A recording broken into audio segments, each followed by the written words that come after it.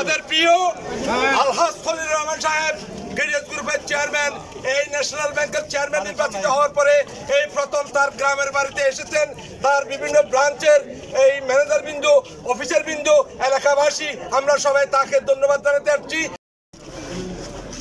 বাংলাদেশের শীর্ষস্থানীয় শিল্পপতি এবং কেডিএস গ্রুপের চেয়ারম্যান আলহাজ খলিলুর রহমান ন্যাশনাল ব্যাংকের চেয়ারম্যানের দায়িত্ব গ্রহণের পর প্রথম গ্রামের বাড়ি পটিয়া আইলি চট্টগ্রামের ন্যাশনাল ব্যাংক ও আল আরাফা ইসলামী ব্যাংকের বিভিন্ন শাখার ম্যানেজার, অফিসারল এবং এলাকার বিভিন্ন সামাজিক, সাংস্কৃতিক, ক্রীড়া প্রতিষ্ঠানের নেতৃবৃন্দ মেয়ের 10 তারিখ শুক্রবার বিকালে তারে রেস্ট ও ফুল দিয়ে সংবর্ধনা জানায়।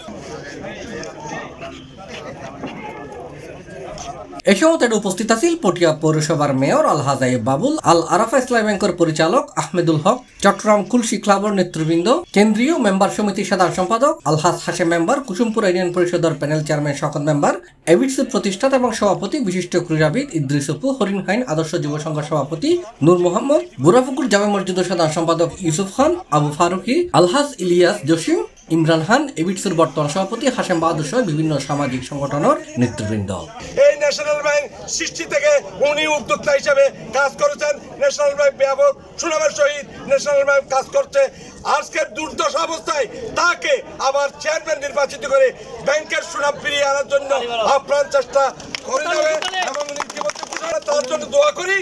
তাতে এলাকাবাসী 1976-77 সালে উনি এখানে জনপ্রতিনিধি হিসেবে দাঁড়িয়েছিলেন। ওই সময় সাহায্য সহযোগীরা এলাকাবাসীকে করেছিলেন, এখনো করে যাচ্ছে। ইনশাল্লাহ দোয়া করবেন।